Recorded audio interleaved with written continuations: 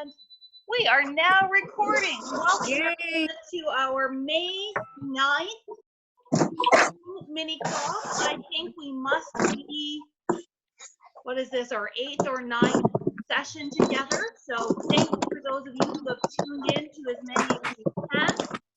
Good news is that my son has got our YouTube channel up and running. So I think most, if not all, of the past sessions are up on YouTube. That's and awesome. I am going to be posting the link to that in this upcoming week's newsletter. So we'll keep adding more stuff, and we have technically figured out how to do how to download the Facebook Lives as well. So as we work on that, you'll see more and more of those Facebook Lives for Lunch and Learn and whatnot getting posted up there as well. So everyone, if you could please just take a moment to put yourself on mute. I'm going to try and talk as clearly as possible, but that'll help keep background noise to a minimum.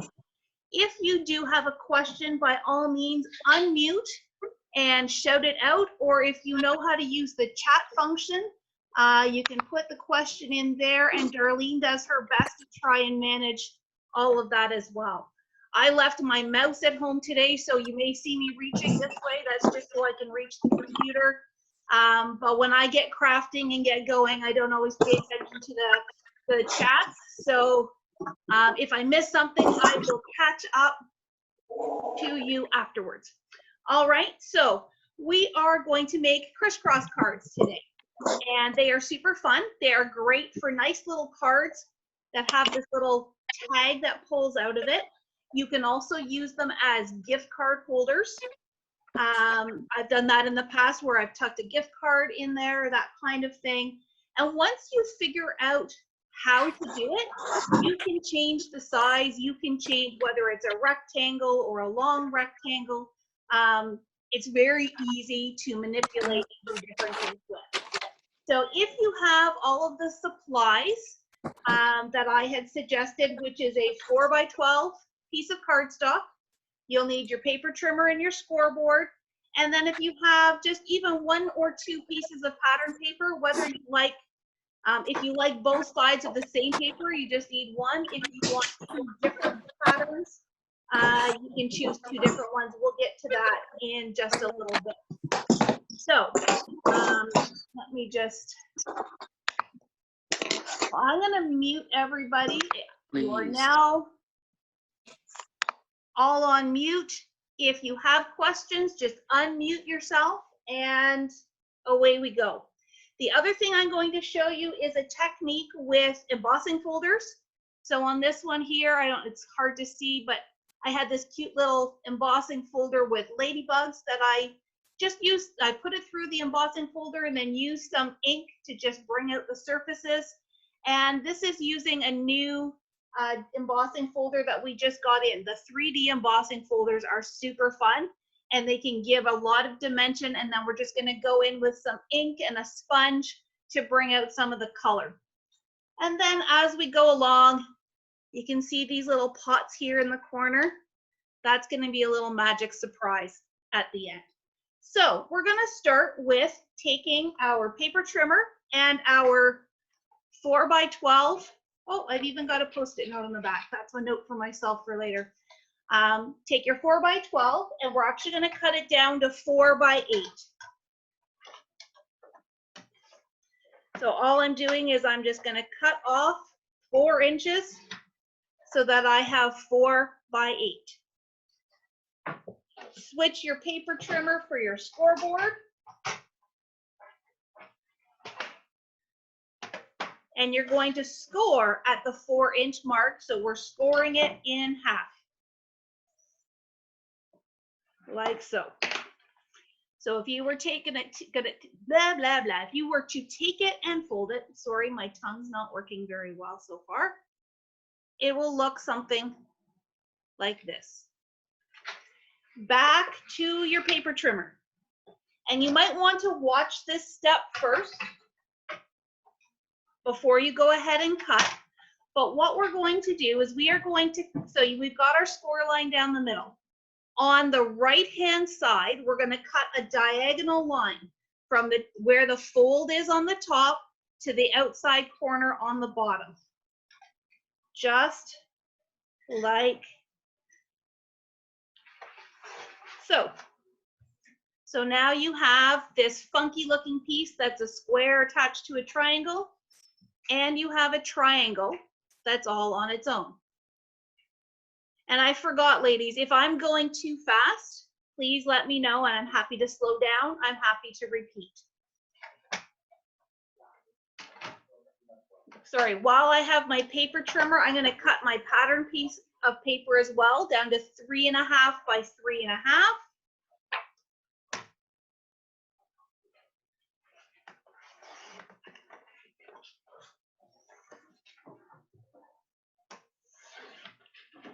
So you've got a nice little square here. I'm also going to cut that on the diagonal so that I have 2 triangles.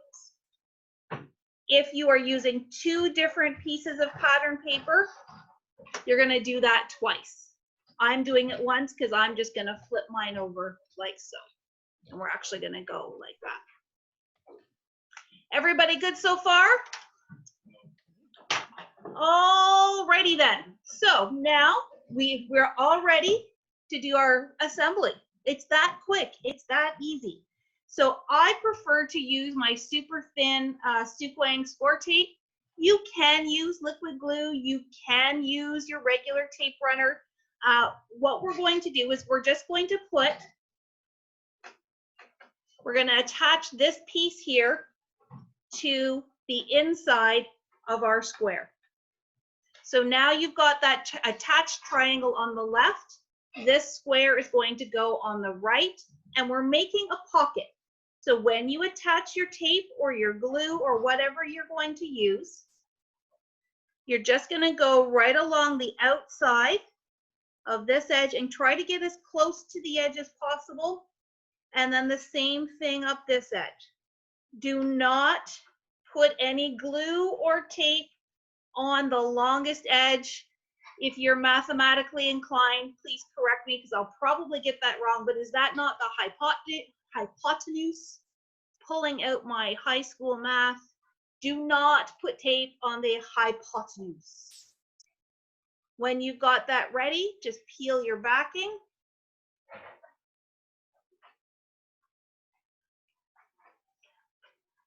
And you're going to attach that in that bottom right-hand corner. Like so. So if you've got it like that, it's got a nice little pocket here. Now this is the key. You want to put your pattern piece on this before we fold this over and attach it. So grab one of your pattern pieces, and we're just going to attach it on top of that triangle. This time I'm just using my tape runner because I don't need it to be super strong.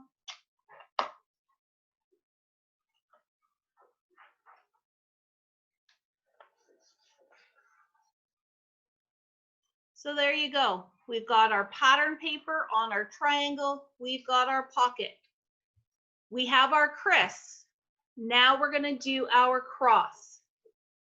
So on this one, we're just going to put tape along the bottom because this side is already attached, and that's why I left it attached, is so that it creates a nice sturdy fold to hold it all together. So you got your piece here, you've got your tape just along the bottom, as close to the bottom as you can get. Peel off your backing.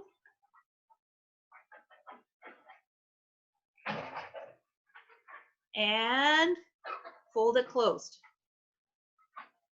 Now, if you happen to have gone ahead like I did on my first one, I actually attached the folded piece first and then put the extra piece on second. There's no wrong way. I just generally prefer to have the fold on that outside piece just because it holds it a little bit better. Really doesn't matter in the long run. And now you're going to take your other triangle and attach it there. Easy peasy.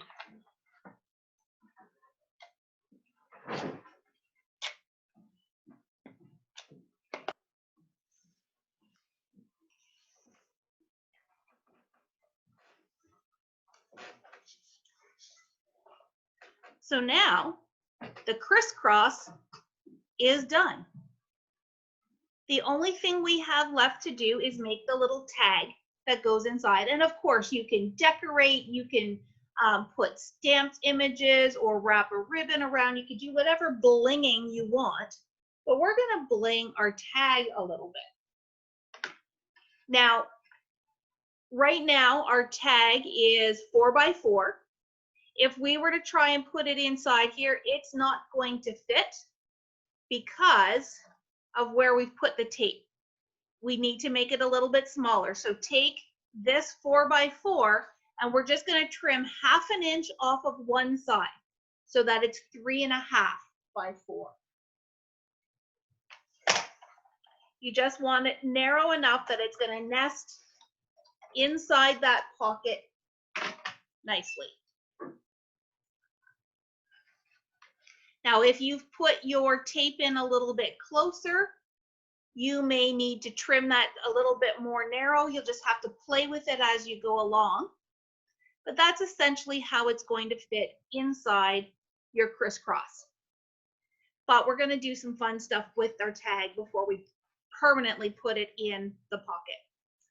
So this is where you're going to want to grab your favorite embossing folder.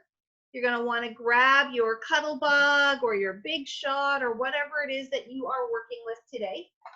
And we are going to just do a straight emboss on this tag piece. Now, like I said, I'm using some new 3D embossing folders that we got in from Creative Expressions. This one is called Coffee Bean Flower, and if you look at it, kind of hard to tell. Maybe it'll show better on the picture. No. The little petals on the flowers look like coffee beans. They're super fun. We've got a couple of other ones as well. We've got this one that's called Daisy Field. This one's really fun because it's just a frame called Forget Me Not Frame. I love this one, and I want to do some under the sea stuff with these bubbles. And then we have the Paisley Daisy as well. Now, a little trick for embossing with just regular cardstock, and especially with the 3D folders, is if you have just a tiny little spray bottle with a little bit of water, you just want to lightly mist your paper, because what that'll do is it'll soften the fibers and make it give you a stronger embossed look, because it's going to be able to be smooth and it should prevent cracking. So because I don't want to spray everything, let me move my little sample things off to the side. I'm just going to spray it a couple times. You don't want it soaking, but you want it somewhat damp. Maybe a little bit more. And then you're going to put it in your folder. I'm going to put it through my Cuttlebug. Now, I will say with the 3D embossing ones, they are a little bit thicker. So with my Cuttlebug, I've just used my C plate, which is you would typically use for cutting, but it's a little bit thicker than the B plate. So I've got my C plate, my folder, and then just my A plate. If you have a different machine and you get these, you just may want to play around with your sandwich a little bit. The 3D embossing folders are thicker, and you don't want to have too much fight with your machine. So let me just crank this through.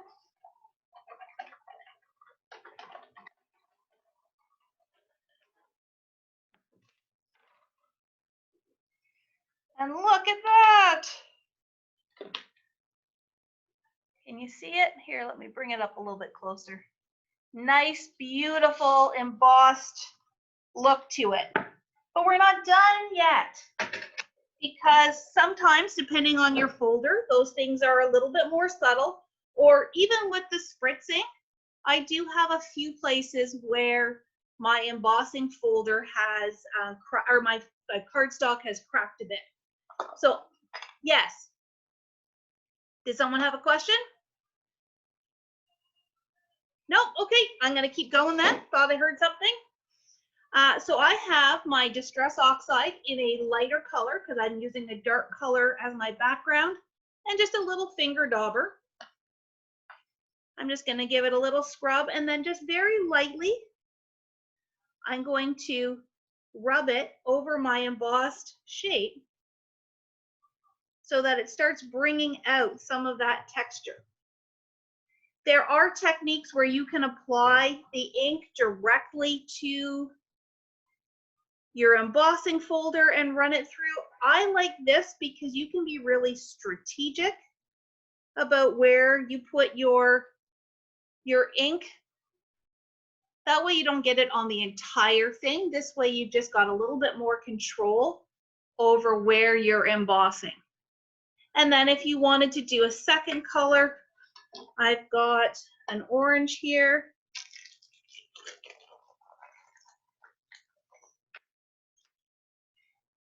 Not that it goes well with the, you know what, I'm gonna grab a pink because that's what I'm working with here.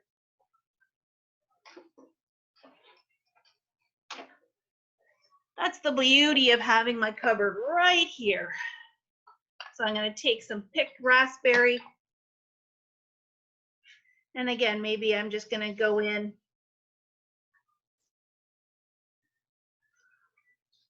and add some more color around the edges, maybe dot up some of the centers of the flowers. I like doing the sponge dauber, like I said, because I like having control over where it's going. So you can see how it creates that beautiful multicolored look. And then what I can do is I can take my corner rounder. Did I get it out? Nope.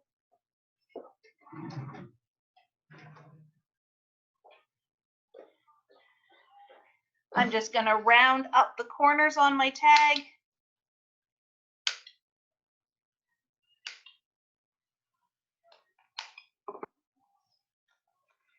And then another thing you can do, like I did on this one, is you can create a little tab for your tag as well.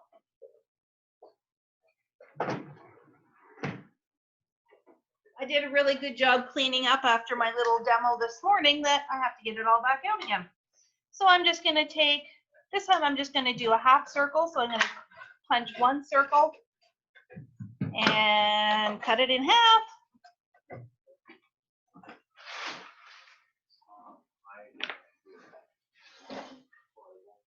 And then I can just, so I'm going to apply tape to the full half circle. Oh, this tape runner's not the best,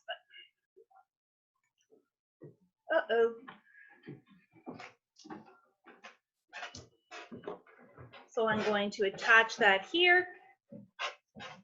Then I flip it over. I attach my other circle on the back. And there you go. You've got a cute little tab for your tag. And that can just nest right inside there. How easy was that? Did I go too fast? I hope you guys are all still along for the ride with me. These are Love it, Sheri. Thanks. You're welcome. Well, I'm not done yet because you know what? I'm going to show you, I'm going to make another one because I want to show you that you don't even necessarily need the pattern paper. This time what I'm going to do, I'm going to use this limey green paper. I'm going to, I'm going to take a breath. If everybody else would, if anyone else would like to follow along, grab another 4x12 piece of paper and cut it down to 4x8.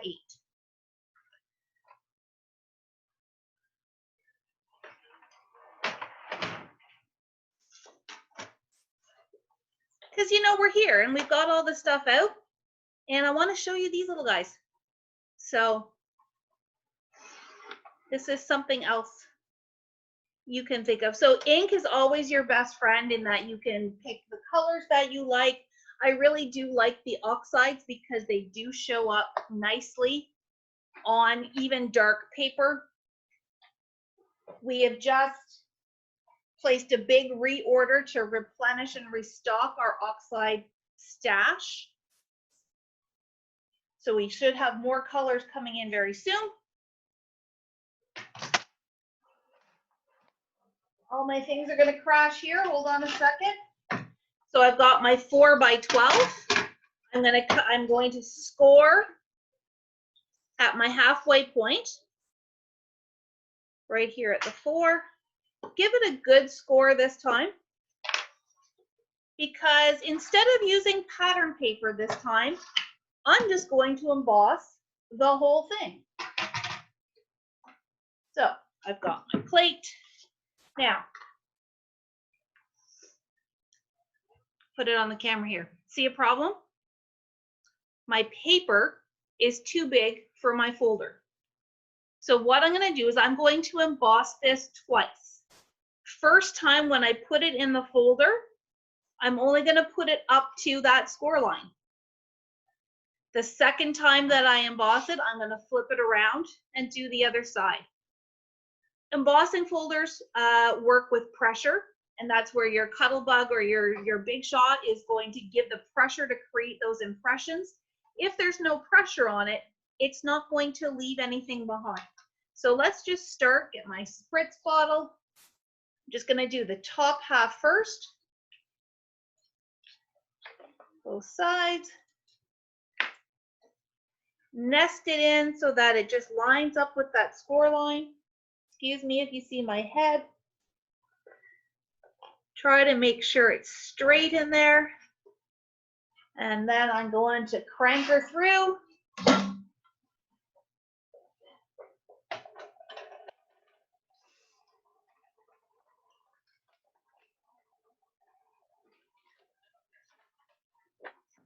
So there we have it on one side. Isn't that pretty? Wow. Now I'm going to do the other side. Spritz it up.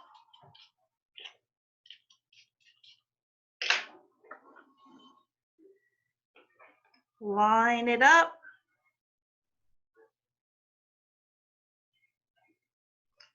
I'm going to try and line up the centers of my flower that are along that crease there.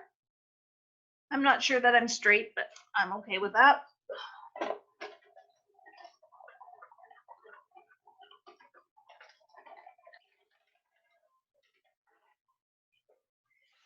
And there you have it. You've got embossing on both sides.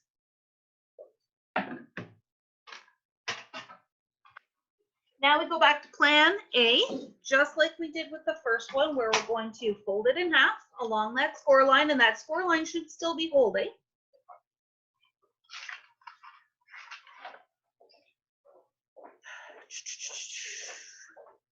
I'm going to open it up so that the pretty side of the embossing is facing up and facing me, so that I can cut my triangle off like so.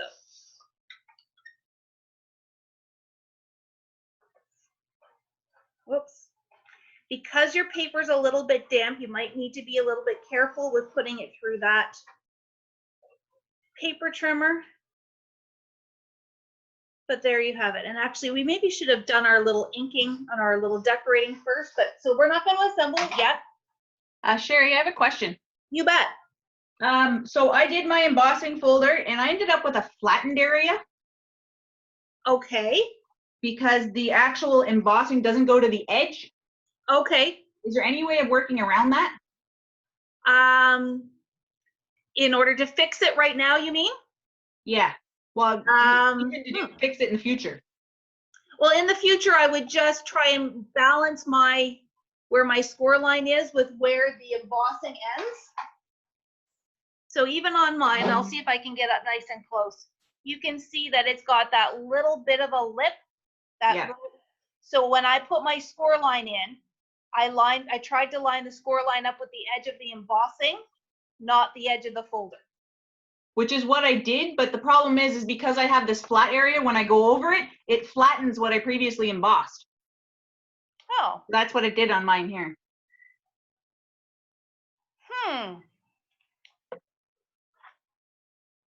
Maybe mine has a much thicker end to it. Yeah. Maybe make sure that your hard plates are all the way to the edge as well. Okay. Or embrace it creatively and just say, I did that on purpose. It's a border. Sure. Okay. You could then ink distress the edges where it didn't line up, or you could put ribbon around it. Okay. Sorry, that's not the best answer, but you know, if you got lemons, make some lemonade. Hope that helps. Yeah. All right. Thank you. So we can go in with this, much like we did on the previous one with the ink, but we have something that literally just arrived the other day that I want to play with. And so you guys are going to play along with me, even though you don't have it. I want to show you some magic if I can find. Where did my, oh, there's my black cardstock. All right, you guys have seen me play with the opal polishes and the luster polishes. These are from the same company, and they are called Opal Blaze polishes. So these ones I'm going to use a sponge dauber to apply. They don't have the applicator in them. And I literally just pulled them out of the package, so I haven't even tried them yet. This one is called Sapphire Grape. So let's just see what Sapphire Grape looks like. Oh, got a little plastic thing on the inside. Whoop. So I'm just going to take a dab here. And if I do a smoosh, wow, did you see that? Look at the iridescence on that. That's what it looks like. It looks white. And then when you put it on paper, it changes color. And I love magic stuff like that. Now, what would that look like on white? Let's see. So if we were to take that same thing on white and do a stripe, get a little bit more. So again, you get the, again, like the polishes, it's got a very different look on light colors versus dark colors. I personally like the dark color better. So that one was, what did I say? Sapphire Grape. This one is Sunset Orange. Come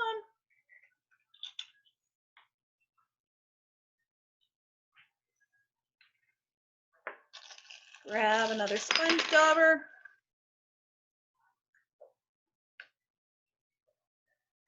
And smoosh. Oh my. Take a look at that. Ooh. Oohs and ahs.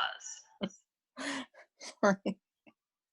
And then last but not least, this one is Pink Blueberry.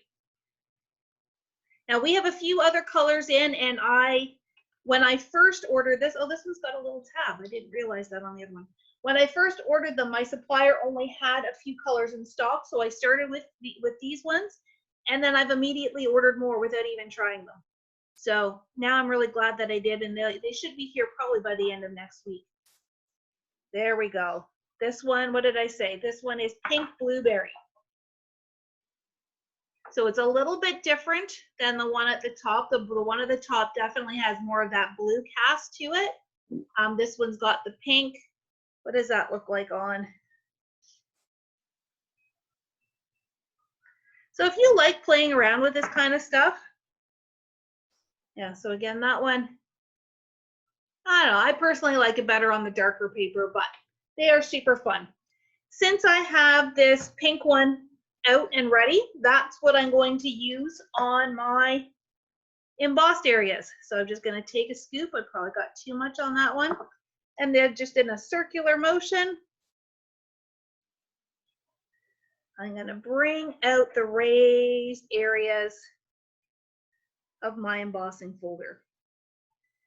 So if you're making a crisscross card and you don't really have the pattern paper that you want to use, pull out your embossing folders. And I bet some of us haven't played with our embossing folders in quite some time, so this is the perfect time to do it. And like I said, in hindsight, I probably would have left my triangle on so I could have done the whole thing at once. but you get the idea. So look at that going all sparkly and shimmery. Add a bit more here. And then we can just go ahead and assemble our card. Where's my lid? Like we did last time. So I'm going to take my triangle and my score tape just on the short sides, not on the hypotenuse. I feel so smart saying that word. Hypotenuse. Matt says it sounds like I'm saying hippopotamus. But you know, the things we say to get through the day. All right, flip that over so that we're putting this on the inside.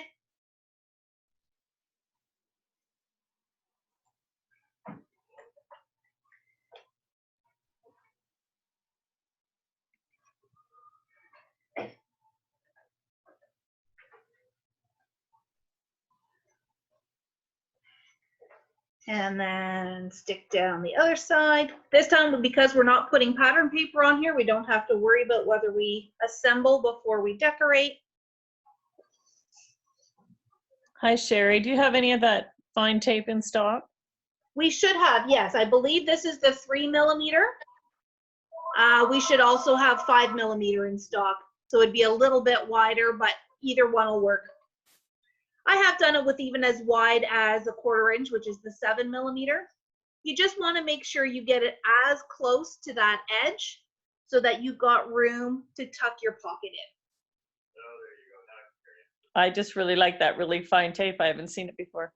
Yes, I don't think there's anything finer than the 3mm, but it's perfect for this kind of thing where you're doing pockets and whatnot.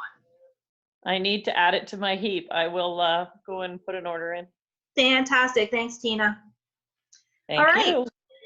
So there you go. And this time, because the pocket is embossed, I may not emboss the tag, or, you know, you could even go with a different color of tag, or you could pull out some pattern paper. Let me just trim that down. So I'm going to trim it down to 3.5 inches wide.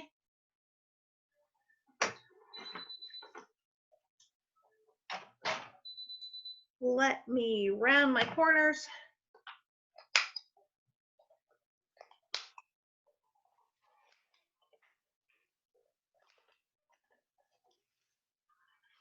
And there you have it. And then, like I said, you could take some ribbon.